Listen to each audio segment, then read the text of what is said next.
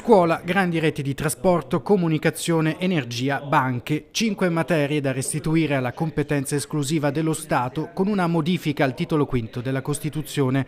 Il disegno di legge a firma del senatore del Partito Democratico Andrea Martella suona come una controriforma, una sfida politica al centrodestra, lanciata il giorno dopo l'intesa in Consiglio dei Ministri sul testo finale dell'autonomia differenziata. Non è possibile che la scuola sia spezzettata in 20 regioni e un pilastro della democrazia e della coesione sociale deve rimanere di competenza statale. Così come non è possibile che alcune materie come l'energia vengano realizzate in ambito regionale, c'è una dimensione nazionale e anche europea che va rispettata. È un tentativo di entrare nel merito. Fino ad oggi la discussione è stata un po' astratta, di ordine procedurale, quindi sulle modalità con cui conseguire l'autonomia.